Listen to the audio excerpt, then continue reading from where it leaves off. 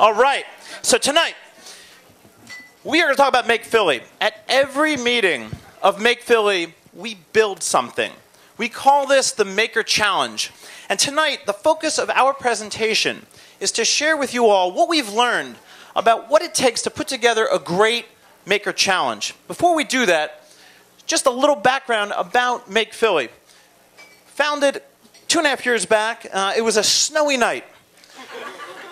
Honestly, early 2006, 15 random folks came together from a posting on Craigslist. We all met in the Dark Horse Bar. And since then, we have had 18 meetings, and a whole bunch of members are now there. And we are funded by our own members. And so let me now talk about the objectives. Go. Oh.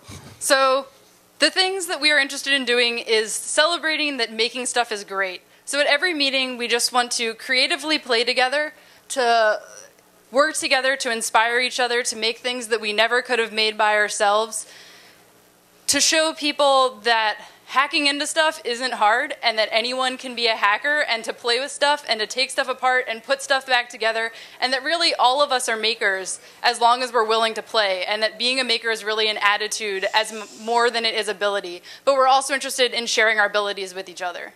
So at every meeting, we have 3 key ingredients. We first have our version of the open mic. We call it Open Make. It gives everyone a chance to show the group something that they've made, something that they've designed. Second, we have a guest speaker. This is someone who's got particular subject matter expertise. We have had welders. We have had robotic professors. We have had folks who build radio stations. We also have a third ingredient to every meeting, and that is the Maker Challenge. And that is what we're going to delve into in a little more detail tonight. What are the rules that are involved? What are the guidelines that are required to really put together a group challenge where you are teamed together with random individuals and given a very short period of time to carry out a sight unseen task? So I could talk about it, but what I thought I would do is invite Megan, who has attended a couple Make Philly meetings, in her own words, to share why she loves the Maker Challenge. Megan, why do you love the Maker Challenge? I love the Maker Challenge because not only do you get to make something, but it's a great social experiment because you have an hour to make something with people you don't know.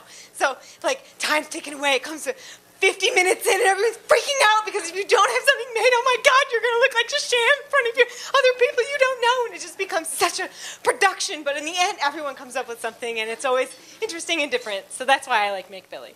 Awesome. Thank you, Megan. So these are the guidelines. I'll let y'all read them. The most important thing is that you do not need prizes. And So some Maker Challenges that really worked.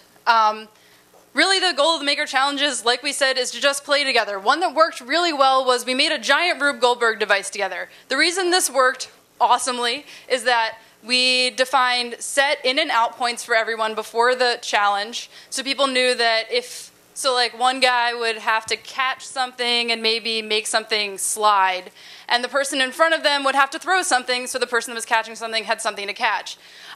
This worked really well because we had a little bit of planning, but in between those parameters, you could really do essentially anything. And we had a lot of really creative solutions. I think in that one, I remember something with like a Rock'em Sock'em robot and a giant bell. That was kind of the coolest thing I've ever seen in my life.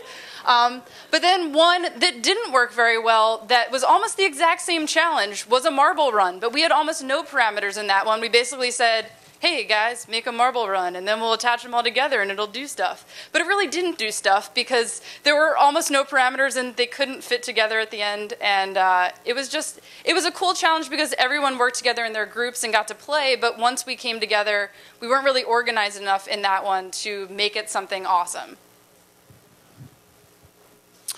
And in particular, we did not define a minimum rules, and we did not provide materials that spark the imagination. Oh, hey, Art Buggy Derby. Art Buggy Derby is an event that we do October 19th. Think about doing it. Definitely come if you don't want to make your own buggy. Art Buggy Derby is a chance that Make Philly, the makers of Philadelphia, get out there and can show off our skills. Art Buggy Derby is an event where we make foot-powered buggies that create art as you run with them. It is a race judged both on speed and the quality of your art. There are awesome prizes. You should come. You should do it. So you may be saying, oh, hold on now. You just told us that you don't need any prizes, any awards. Well, we refer to the Art Buggy Derby as the bigger time commitment challenge. You're doing it at home, so a little cha-ching can kind of prime the pump, if you will. So, Art Buggy Derby is going to be in Washington Square on October 19th. If you want to do it, talk to me or Harris, or go to our website, artbuggyderby.com. I have flyers. I'll give them out. Really, think about doing it. It's awesome. We're also an event of Design Philadelphia, which we heard Beth talk about tonight. So thank you very much. Check us out, makephilly.org.